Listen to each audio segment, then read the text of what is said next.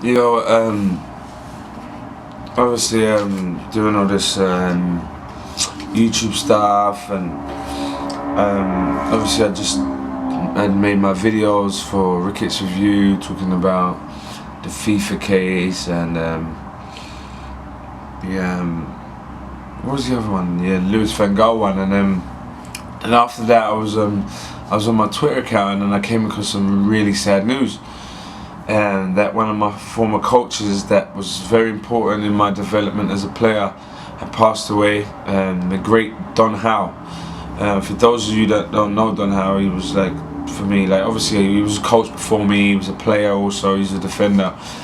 But me and Don Howe started our, you could say, relationship as player coach back at Arsenal. I was a kid, you know what I mean? I was a kid and I spent a good few years with him. And he helped mould me to be a professional football player. Do you know what I mean? Because there's an age from, I think, when we leave school 16 years old, between 16 and 18 are very vital. Before that also, but there's very vital ages in the development of a player in England if he's going to be able to make that grade. It's kind of like you got 2 years and then you get a professional contract. I was fortunate enough to get it before that. I got it after about 7 months of leaving school, but a lot of people don't get that. But yeah, Don Howe, Neil Banfield also, who's now one of Arsene Wenger's assistants. But Don Howe was phenomenal along with Neil. But this guy, like when I saw that news, it really hit me bad. I mean, and I'm quite a jovial, gregarious person. For those of you that have met me, I'm always bubbly and smiling, but that news really hit me, and it was like, well, I was like, obviously I was like teared up about it, but I was like, do I go and make this YouTube video now speaking about Don Howe, or do I try and get back to normal, jovial, gregarious, happy Rohan Ricketts and make it then? But I thought it'd be more real and authentic if I kind of just, gave my opinion and not opinion on the man, but just like let you know about him. I mean, guy, unbelievable. You know what I mean? He was one of these guys. He told me straight, not just me, all the players. You know what I mean? Stephen Sidwell, Jay Bothroyd, David Bentley, Jermaine Pennant, Jerome Thomas, John Halls, Liam Chilvers. There's a long list. Graham Stack, Ben Chorley. There's so many of us. Jermaine Brown. All these players that were touched by this guy. Do you know what I mean? Hopefully I can get them on my show, the podcast, and speak about him, because what a man. Do you know what I mean? I remember myself turning up late one day. I think we was playing against Norwich City away in the in one of the youth games. I mean, I'm probably 17 years old. I remember I turned up late, about 10-15 minutes late. This guy strung me up. Didn't string me up but he kind of got me like this, stopped me and said, "You're with the fairies, son." He said, "You're with the fairies." And I was like, "What?" He said, "Where are you?" He said, "Where are you?" He started looking around like this. He said, "You're with the fairies. You're absolutely with the fairies. You're turning up late. Who do you think you are?" Do you know what I mean? And he put me in place. He said, "You can't be turning up like that." He said, "You're with the fairies. You've got to get focused." And I think it was that very game. I played the game, started me, and brought me off at half time. Walked in the dressing room and said, "You off, first thing. Get on a bus." Do you know what I mean? And it's like the young players, you need these things. So if there's any young players out there listening, punctuality. I was very punctual, but there was the every now and again, sometimes things happen. Coming all the way from South London Bricks and all the way out there, sometimes you might turn up late. Try and make it not happen. Leave out 20 minutes earlier. But Don Howe wasn't having it that day. Do you know what I mean? He strung me up. Then he started me. I wasn't doing the business as far as he was concerned on the pitch.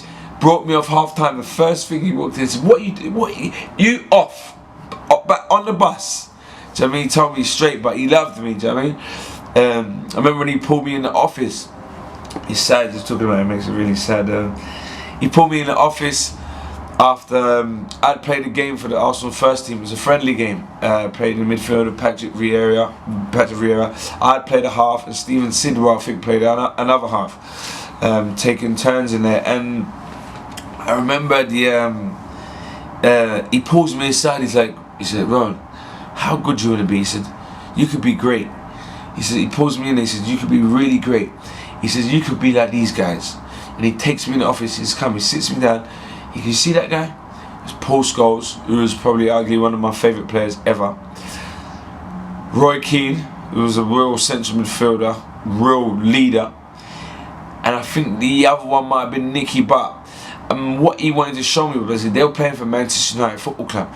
So he took me in the office to show me the things that they did that he thought were important for me to make sure I understood. And it was basically the nitty gritty, the off the ball stuff. He said, technically, you've got it all. You can do stuff, your passing, your vision, so you're comfortable with people around you. So, like, he took me in the office and said, listen, I believe you can be great. He took me in the office and he showed me these clips of Scholesy, Roy Keane and Nicky Butt. And I'll never forget that. And he really believed in me and he used to take me aside. And a lot of the times, and take me aside and just told me, he put a lot of responsibility on my shoulders when before FA Youth Cup games, which we won back to back. And it was just remarkable man. And like, I just want to pay my respects to him. Because when I just literally saw the news, it hit me. Because this guy was like, I mean, it's like a father figure when you're at the training ground. So many stories. Like I said, I can go on. There was a day we lost 5-0. We lost 5-0 to Bristol City, and we had one of the best, arguably the best youth team that came out of Arsenal's history, 2 generations. And I remember we lost 5-0, Bristol City away, windy day.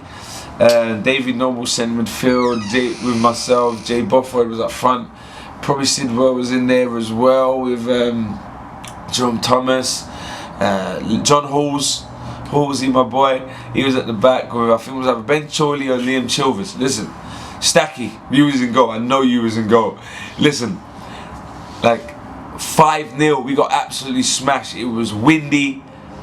It was madness. And I mean, this is Arsenal Football Club playing against Bristol City Football Club, and like people were obviously expecting us to win.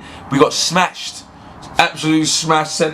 We had 2 big black centre forward, big black lamps that were just roughing us up, and yeah, we got smashed. And Don Howe absolutely ripped into us in the change room. I don't think we had the next day off. We was in at Highbury. He had a group of us doing half laps. Ran us the next day. He had a group of us doing half laps, and the next group were running stairs at Highbury, and then we had to change. And I remember I vomited. There's a lot of us that vomited, but I remember I vomited and I was there. And I remember I was hiding in the stadium at one point because I was vomiting, and he was like, "Rohan, come on!" Do you know what I mean? He was crazy. Do you know what I mean? Lovely guy. Do you know what I mean? But he was old school.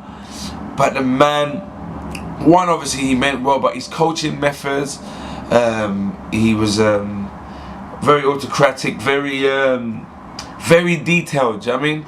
I know some of the centre halves. I remember you used to see the centre halves doing drills with him, and he's have up these bibs, like the red bib or the yellow bib, and he used to do like this kind of traffic light drill just to make sure they was checking their shoulder. There was so many things that guy taught me, and this just instilled into me what it takes to become a professional player at the highest level, and probably at any level. But yeah, he's going to be sorely missing. It's sad because for the last year I've been trying to get a hold of the guy. Heard he had Alzheimer's, and I wanted to go to him to thank you. So then when I heard that, really sad, man, really sad. I just came off the phone to one of my long-time agents, Eric Walters, and he was like, I don't think he, probably once he's heard me crying, it really hit me, because it's like someone, it's not like a coach that kind of or was on loan at a club. He played a vital part, and there's different people that you probably come across in your life that believe in you. Do you know what I mean? And sometimes it's good to say to them thank you while they're here, because I was trying to get to him for the last year. Do you know what I mean? And there's some people that really believe in you, and like sometimes we take that for granted, but this man believed in me. George Armstrong believed in me. Glenn Hoddle, Nick McCarthy, Neil Banfield, Eric Waters, obviously with my family, but there's certain individuals that you come across in certain paths, and they believe in you, and they see something special in you that you might see, but they see it, and they can see long term. And he was one of them. So I just want to say rest in peace to Don Howe. Great guy. Yeah, sadly missed, and I'm grateful for all the lessons that you taught me and all the knowledge that you gave me. Thanks very much. I love you, Don Howe. Take care.